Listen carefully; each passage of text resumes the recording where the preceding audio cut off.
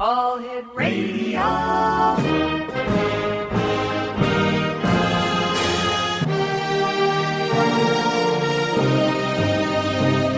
Welcome to the X Zone, a place where fact is fiction and fiction is reality. Now, here's your host, Rob McConnell.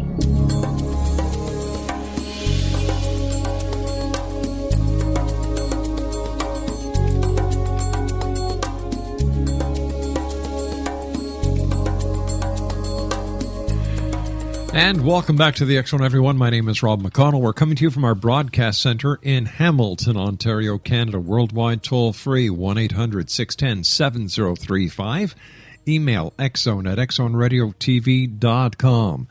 On all social media sites, X Zone Radio TV, and our main website where you can listen to the X Zone 724 365 is www.xzoneradiotv.com. My guest this hour is LeRoy Blveins, Sr. He was born and raised in Cincinnati, Ohio. He now resides in Cynthiana, Kentucky with his family. Now, at a very young age, LeRoy had a passion for research. The first research he started was on Noah's Ark, and it became a lasting research for him. Then by 1985, LeRoy started to do an investigation into stories from the Bible. By 1987, he started to analyze films and images and restoring image and film for friends and relatives. Then by early 1900, LeRoy began Blveins Research that was later changed to Blveins Biblical Investigations in the late year of 2008. In 1990, with all his hard work, he made the biggest discovery of all time. He uncovered the true story of Noah's Ark and the Great Flood, and has found the true location of mysteries in history, including Noah's Ark. Joining me now is LeRoy Blveins. And LeRoy, welcome to the X Zone. Thank you for having me. It's great having you with us. So have you always been a curious person, always trying to solve the unsolved or research the greatest mysteries on Earth? At first it didn't start out that way, but as I go on, as the years go by, it just got more and more intrigued in finding, going over these biggest mysteries like the Zodiac Killer, Amelia Earhart, JFK, Bigfoot, UFOs. It intrigues me that there's a lot of information, a lot of evidence out there. It's not being brought to light. How different is the research that you have conducted to the stories as they're portrayed in the Bible? For example, Noah's flood. Mm-hmm. How different is... Okay. Go on. How different is Noah's flood? Yeah. Okay. All right. Well, what we're told in the story of Noah, that Noah and his son built the ark, and that the townspeople came and ridiculed and mocked Noah and everything else. Mm-hmm. Well, in my studies, to come to find out that Noah had other people build the ark for him because his sons weren't even actually old enough or even born at the time when he started the ark. Then, when I was going over the story of the flood, I found out that by the timelines, Noah's father passed away 5 years before the flood. Noah's grandfather died during the flood. And when I started digging into other stories of the Great Flood, come to find out there was actually, in the time of Noah, there was actually 12 arks built, and just not the one ark. 12 arks, wow. Where did the story in the Bible, in your opinion, go wrong then? Why hasn't the truth been revealed? Well, the story that we're told in the Bible just tells you the bloodline of the Hebrews. Mm-hmm. Okay? Now, the other stories tells you bloodlines of the other people. Just like if we read the Bible, if you read in Genesis chapter 1, verse 26, God said, "Let us make man." Right. Okay, which he's talking to others with him, that he was going to make man and they was going to make man. And he says, out of our images and our likenesses, also indicating that they didn't look alike. And then when the time of the flood came along, God says, I'm going to remove off the earth what I have made, but he was leaving what everybody else has made. So, in your opinion, based on the research that you've done, who was God? God is God, okay, Mm-hmm. and which we find his name in the Bible when you read it, because like in the commandments, okay, don't use the Lord's name in vain. Mm-hmm. Well, in Exodus chapter 35, verse 14, it says in that verse there, for the Lord whose name is jealous is a jealous God. Oh. So the name of God isn't Yahweh, it's not Jehovah, but it's jealous? Yes. Jehovah Mm-hmm. was Jesus' first name. That's when Jehovah came in. It was supposed to be in Jesus. Gotcha. All right, stand by, LeRoy. You and I have to take our first commercial break. We'll be back in 2 minutes. Exo Nation, our special guest this hour is LeRoy Blveins Sr., and the website is jfkreport.weebly.com, and LeRoy and I will be back on the other side of this 2-minute commercial break as we continue right here in the Exo from our broadcast center in Hamilton, Ontario, Canada. Don't go away.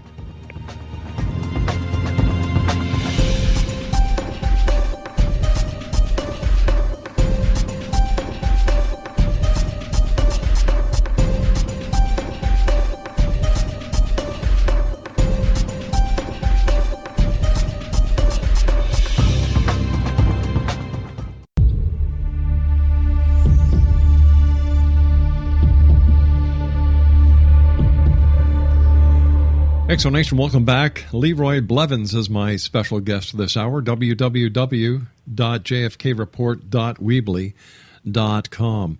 What other stories in the Bible, LeRoy, have you been able to decipher or re-research that differ from the accounts that we find in the Bible? Well, I've discovered a true location of the Garden of Eden. The story of the Ark of the Covenant, which holds the Ten Commandments, actually was 2 arks made. Mm-hmm. One made by Bezalel, and the other one was made by Moses. Now, Bezalel, was that the name of the devil? No. No? Bezalel was a man of God that God put which basically he built the ark, and he also built the tabernacle, where he was supposed to carry the ark in. Mm-hmm. And the pieces that Moses broke when he came down from Mount Sinai, the pieces he broke, they placed in that ark, and they carried it around for a while until God made a new set, because on the original set there was actually 17 commandments that had writing on both sides of the tablets. Mm-hmm. But then when Moses received the second set of tablets, it just had the 10 commandments with just writing on one side. Let me ask you, LeRoy, why is there so much controversy when it comes to the Bible, what it stands for, what the back philosophy is, if we're in the end times, if the events that were talked about, the miracles in the Bible, really happened? Why do you think we have all this controversy even today in the 21st century? Well, that's always been in man. They're always trying to look for an answer. There's always an explanation for everything that's under the sun. There's a reason why the trees grow. There's a reason why the plants grow, and then they throw science in there with it, and they're trying to use it in different terms and trying to figure out every which way they can, just like today they're trying to clone people and everything else. Wow. And people just don't want to accept that there actually was a God. They want to accept like there's 1,000 gods. So when we look at the number of gods, it looks like the Greeks and the Romans were on the right track? Yes. But see, there's actually only one true God, even in the Bible and other stories. There's only one true God. It's just basically what we're made from was from God's angels. I see. Fascinating research. How many years would you say the research that you've done into the Bible to bring you to the conclusion that you've come to have taken you? Well, I've been studying for 29 years, and I'm actually still doing research on it. Incredible. Let's talk about the Patterson film, the famous Bigfoot film. What's your opinion of that? To me, it was a hoax because of the things I found, but that's my opinion, but it's also gathered by the evidence that I found and that I have and that I could show. Just like a lot of researchers says, well, no one can make a suit like that. that you see in the film. Well, I'm not no costume maker, but I actually made a suit like that. Yeah, I actually got pictures of me. Go ahead. I agree with you when it comes to the Patterson film. I've never, ever given it any credibility whatsoever. Roger Patterson himself had a very checkered past. You know, and this was nothing that I would have ever put past him. It's just like Mitchell Hedges, the person who brought the Mitchell Hedges crystal skull. He was another showman. He also had a checkered past. When you look at the truth compared to his story, two different stories. So once again. But something that I am very interested in is the JFK assassination. Let me ask you a very point-blank question. Who was the man behind the assassination of JFK? The KGB. How did you get to that conclusion? All the evidence I collected and what I researched on, and how everything took place that day. Mm-hmm. Why would the KGB want JFK dead? Oh, it's easy, because they can't. Well, at that time we was going through the Cold War, and we already went to war with them against Russia twice already. Against Germany, and during the Cold War, Kennedy went over there, and this is when they started building the wall, when Kennedy was over there. He was trying to get peace amongst people. Plus, he was, also with the African Americans, everybody has equal rights and everything else. Yeah. Well, they didn't like that. So they figure, well, all we could do is we'll attack by taking out Kennedy. Mm-hmm. They'll have Oswald say it's Cuba, put it in everybody's mind that he's going for Cuba, and then turn around while we attack Cuba, they come in the back door after us. Wow. So, how many shooters were there? Was Lee Harvey Oswald the only shooter? No, there was actually 5. Where were they? Okay, there was Oswald was on the 6th floor Texas School Book Depository. Right. Then you had 2 gunmen on shelter number 3 on a grassy knoll was behind Mr. Zapruder. You have 1 gunman on the 2nd floor of the records building and another gunman on the rooftop of the records building. Why, in your opinion, did the KGB select Dallas, Texas, to assassinate the president? Well, I think there was other couple locations they was going to pick, but Oswald was actually running a lot of it. Because Oswald was a bright, intelligent man, but just people, act like he wasn't, but he really was. Because he was trying to take out General Walker months before he assassinated JFK. Do you think that any of the powers to be in the United States government knew that there was a plot to assassinate President Kennedy and that the KGB was going to take their shot at him? I think they did. That's why they was doing their cover-up. So why do you think the government of the United States would, knowingly that there was an attempt or an assassination plot in progress to assassinate President Kennedy, not take the sufficient precautions in order to protect the president better? Well, like I said, when you look at the government itself, they get death threats for presidents every day. Yeah. Some things they take serious, some things they don't. Well, when you look at Kennedy, Kennedy ran a lot of stuff, just like when he was in Dallas, Texas, and when he was in a couple other locations before he even came to Dallas, he told the Secret Service agents to stand down.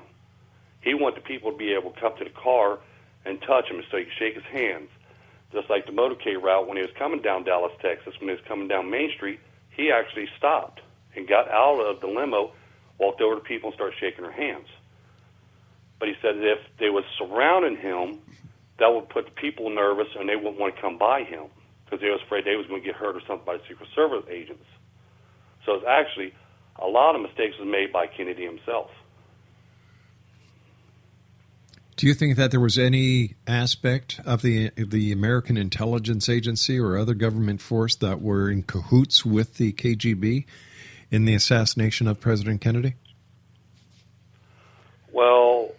think so because there's really no evidence to show that. I mean, there's people made a lot of claims about it. Right. But when you look at overall, just like when people pointed that Lyndon B. Johnson was behind it, and there's really no evidence to show that he really was, even though there's a story told by a mistress of his or somebody else, but we can't actually say that that was his mistress. We can't actually say that story is true because it's just a story. There's no real evidence behind it. Now, if there was a recording or one thing or another or pictures of him shaking hands with these assassins or something, then we can say, yeah, that's evidence. But when it's just a story, that's all we get. What do we know about Lee Harvey Oswald? Was he married? Was he single? No, he was married. And he had children. Really? So what kind of guy was he based on your research? Well, he was an ex-Marine, but then he went to Russia, moved to Russia, and they claim that he actually gave up his visa because he wanted to just live in Russia. He didn't want to come back to the United States. And they said, well, no, you can't do that. Well, he tried to cut his wrist and commit suicide because he didn't want to come back to the United States. So they went ahead and they said, well, okay, you can stay here. Well, after he met his wife, which his wife does work for the KGB, her parents and I think an uncle works for the KGB. They was part of the KGB. So after he met her and stuff, and then he decides, well, I'm going to move back to the United States. And that's when everything started taking shape right then and there. Did at any time did Oswald have a mistress? I've heard of it, and I know who you're talking about because I have talked to her myself because I'm friends with her on Facebook. But I really don't see no evidence in that because of the story that was told, like when, New Orleans. Well, Oswald started at that company on the 9th, but she states it was on the 10th, but he started on the 9th. And his wife was down there with them because Ruth Payne drove them down there in May. I mean, in May of that year, 63. Drove them down there in May, and then she picked them back up in September. So during the whole time that Oswald was in New Orleans, his wife was with him and his kids. What was her name? Patty Baker? No, this is Judith Van Baker. Oh, I see, Judith Baker. Right. So did she make this story up that she was Oswald's lover? I don't know because, like I said, I don't usually go into that kind of depth. Right. Okay. And the people because it's like another researcher. I won't talk bad about the research. It's just there's a lot of information that was mishandled. Just like the president's body. Yeah, that's true.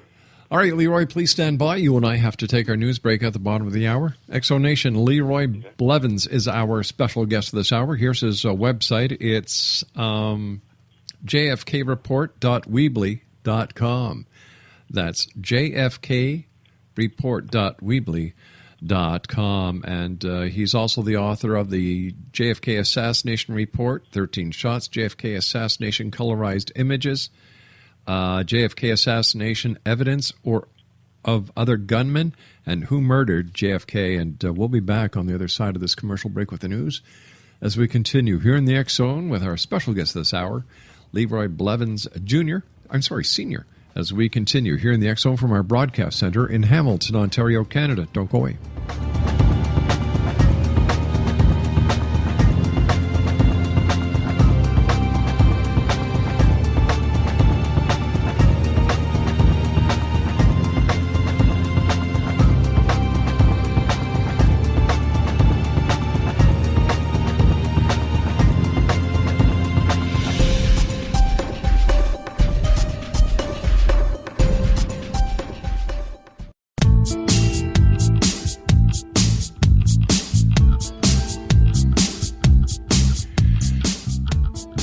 Welcome back, everyone. My special guest this hour is LeRoy Blveins Sr. Here's the website, jfkreport.weebly.com.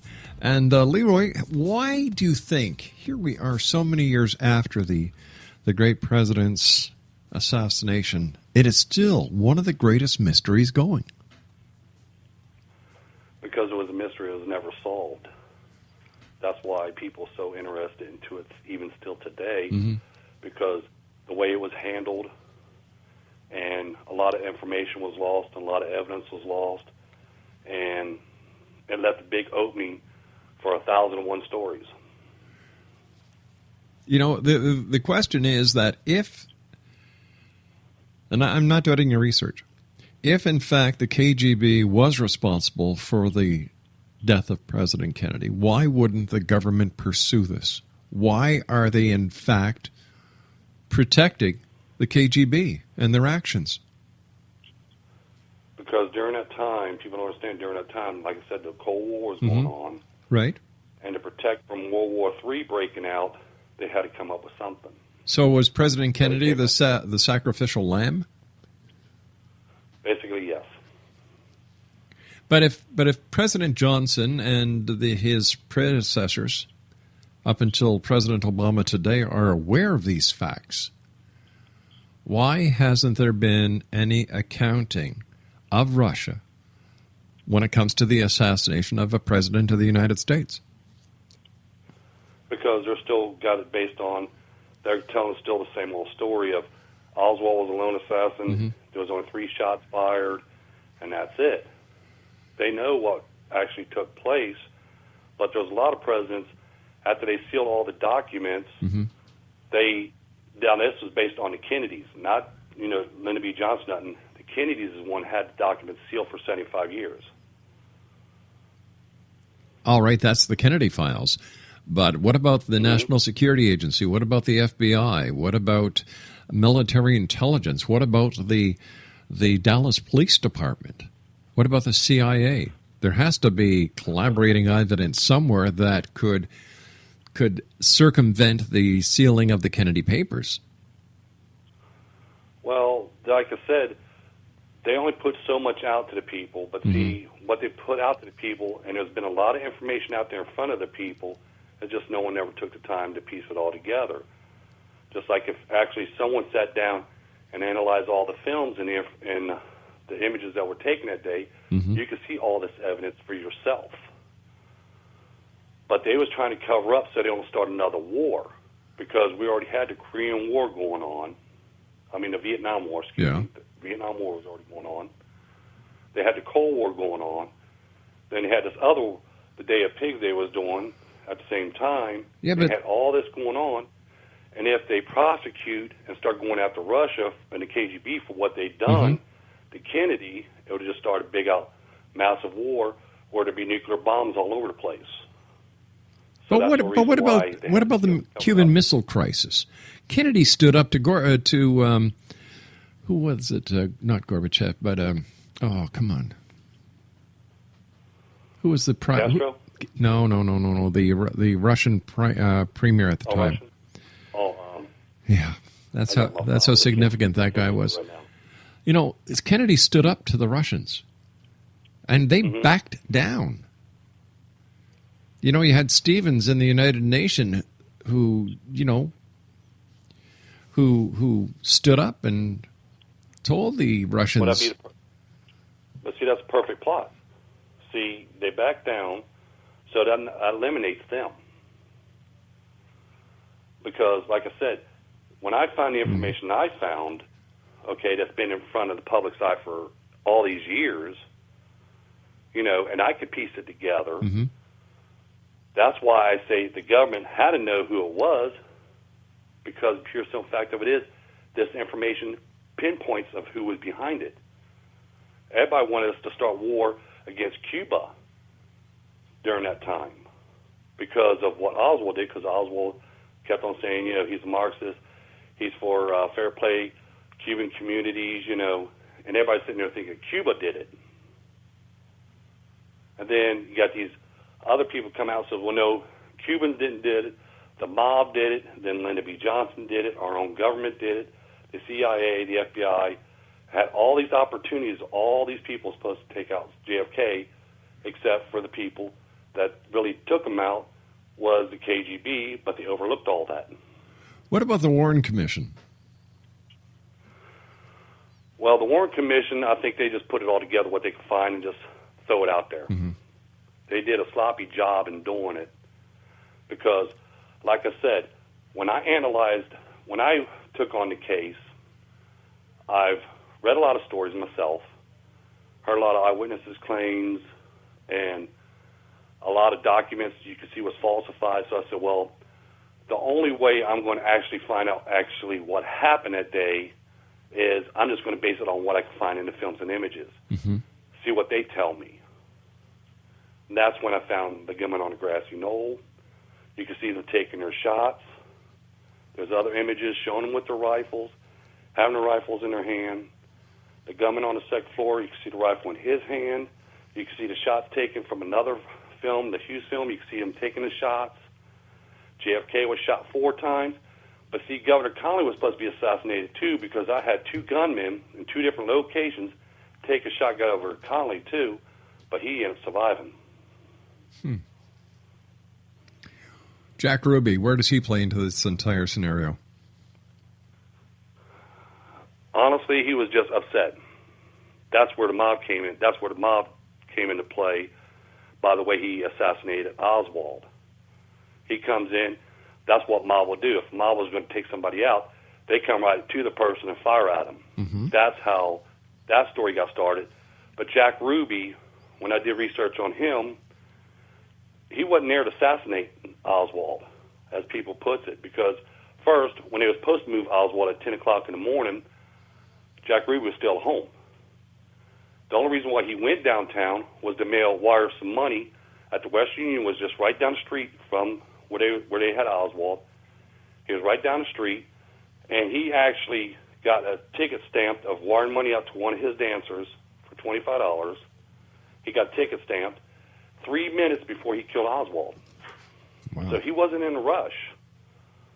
He was just mad because Ruby did like the Kennedys, and when he seen Oswald come out, he just snapped and shot Oswald.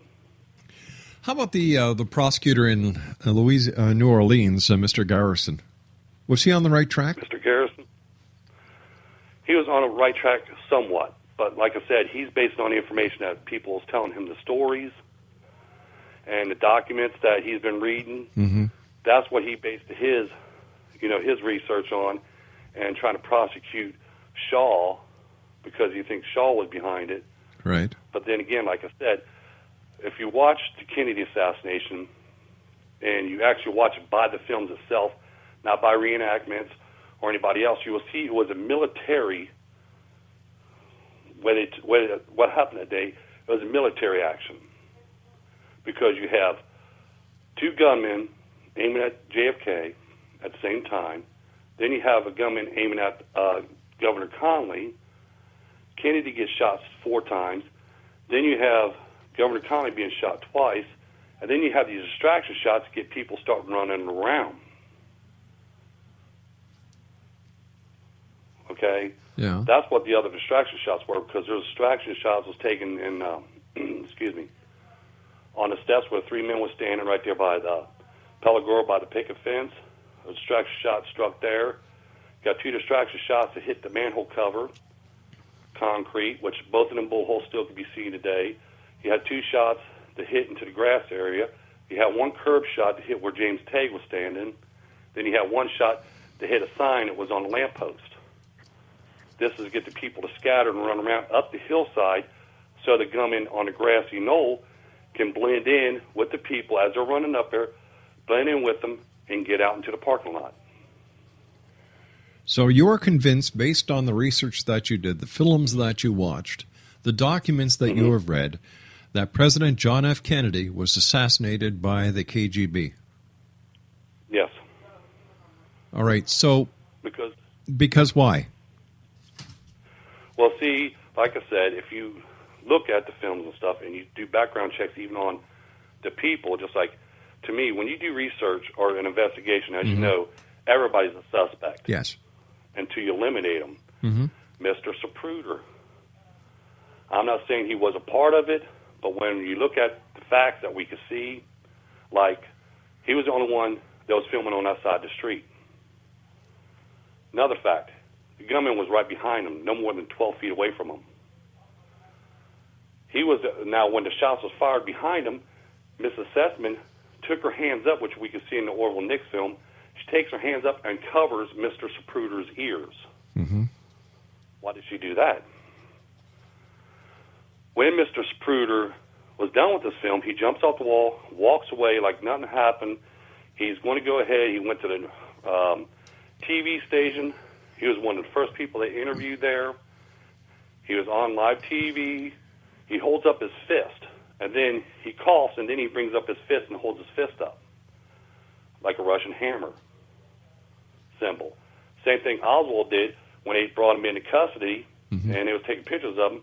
He was holding one fist up, So- he was in handcuffs. So am I correct in understanding that, once again, based on the research that you've done, based on the films that you've watched, based on the documents you've read, number one, Lee Harvey Oswald was the man that was coordinating this entire operation? Yes, Lee Harvey Oswald was a member of the KGB? yes, And that it's possible that Zapruder himself was part of this entire scenario? yes, because even his family migrated from Russia when he was a little boy, Okay. okay? Who, His family migrated from Russia. who in Go your opinion, LeRoy, was responsible for the death of Officer Tippit? I never really looked into that much. Okay. I mean, there was eyewitnesses that did state that Oswald was the one that shot him, Yeah. and he was in a lineup, and they did find gun residue on his hand. So I would say, yes, he did shot Officer Tippit. In your opinion, during your research, was there any evidence that was found in the book depository that directly linked Oswald, besides to the crime itself? Yes, well, see, the sniper's nest, they found his palm print and his fingerprints on the boxes in the sniper's nest. The rifle, which was a decoy rifle, which is a card counter rifle, he did not use that. But he still placed it there as a decoy rifle by the steps, which had his palm print on it as well. Here in just last year, my friend Guy Cooper was watching a video where he's seen images from the National Archives that shows the bullet casings. He contacts me, says, LeRoy, he says, looks like there's fingerprints on these bullet casings. So I said, okay, I took a look at the video. So I made some contacts.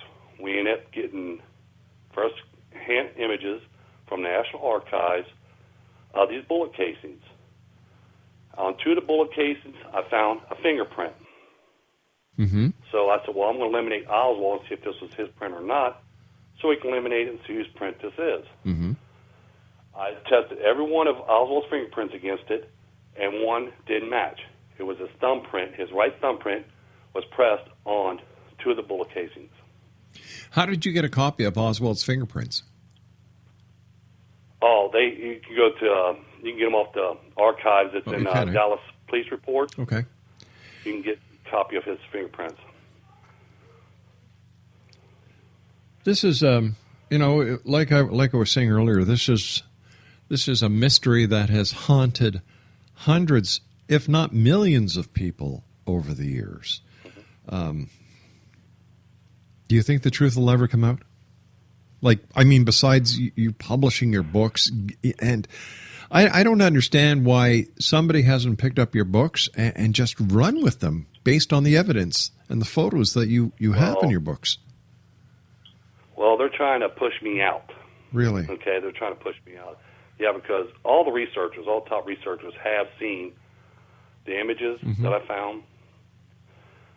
They've seen my post, but if it don't match theirs, they don't want anybody to know about it. To me, it doesn't matter. Just like I tell people, if they don't believe my research, that's fine. I don't care. That's their opinion. But believe in what you can see. Don't believe what you're told or what you read. Believe in what you can see. Because like when I point out the gunman and the shelter and the Mormon photo, there's actually people that actually went online, looked at all different copies of the Mormon photo, and said, yeah, you could see both of the men. The Nix film, when I point out the frames of the shots, where you can see the two shots come from the shelter, they look at me and say, yes, you can see them in every copy of the film. That's the key fact. Once you find the location and you know where to look at, then when you start analyzing the films and you start analyzing the images, you know a location to look at, and you can see if there's any evidence out there that pinpoints shots coming from the grassy knoll. There's none coming from the picket fence, period. But when you find a gunman in shelter number 3, which is behind Mr. Zapruder, and here is Bill Newman saying the shots came from behind him, shelter number 3 was behind him. So this eyewitness is telling the truth because he said the shots came from behind him. The image is showing the gunman behind him. They're showing the shots coming from behind him. So everything matches right there. All right, stand by, Leroy. You and I have to take our final break for this hour. Man, has this hour ever gone by fast.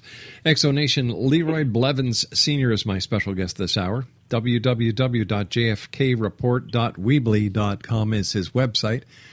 And Leroy and I will be back on the other side of this commercial break as we continue here in the X Zone from our broadcast center in Hamilton, Ontario, Canada.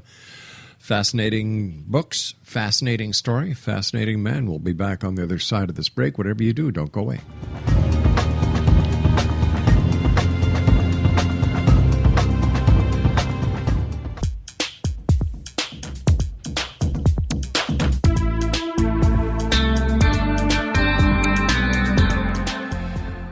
Exonation, Leroy Blveins Sr. is our special guest this hour. He is the gentleman who has written a number of books, including, the JFK Assassination Report, 13 Shots, the JFK Assassination Colorized Images, JFK Assassination Evidence of Other Gunmen, and Who Murdered JFK. His website is jfkreport.weebly.com.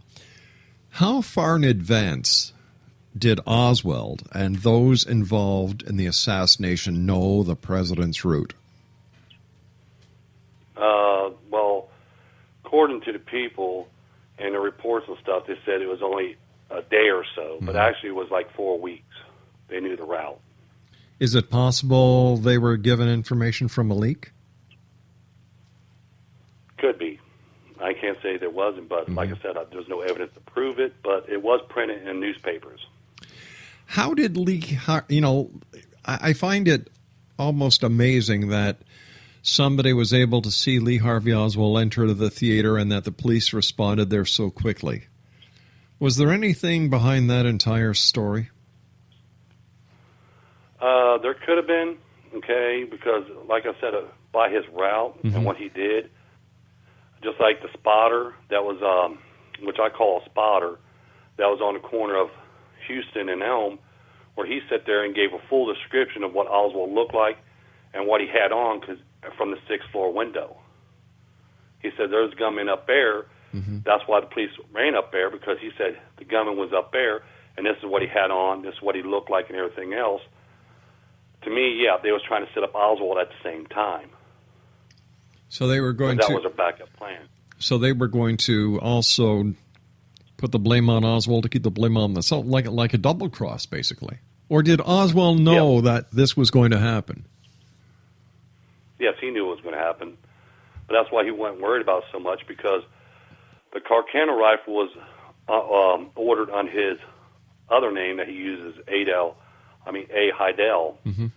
That's what he ordered Carcano rifle with. And that was a decoy rifle, so he never thought it was going to trace back to him, but he wasn't smart enough to take his fake ID out of his wallet. I see. He actually left it in there. The weapon that he actually fired at President Kennedy, would the shots have gotten away in the time frame that no one else could use? Get the rifle to fire at the president at this very fast pace. Yeah, well, see, Oswald only fired 2 rounds. They say it was 3 rounds, but he actually fired 2 rounds because that's the only 2 shots that came in from the left. From the right exit going to the left. And between both of them shots was 5.60-something seconds. I don't have the numbers in front of me. I know it's 5.60-something seconds. But he was actually using a Springfield rifle. He did not use the Carcano rifle. Leroy, I want to thank you so much for coming on to the show. I wish you much continued success. I'd love to have you back on in the future because there's so much more to discuss in the other investigations that you've done and the research that you've done. But until that time, I want to thank you once again for taking time out of your schedule to join us, and let our listeners know where they can get copies of your book from. All 4 of my books are on Amazon.com. All they have to do is type in JFK books, paperback, and you'll find all my books on there. LeRoy, take care of yourself, my friend. Once again, thanks for joining us tonight. I thank you. Exonation, LeRoy Blveins Sr., www.jfkreport.weebly.com. Once again, you heard it right here.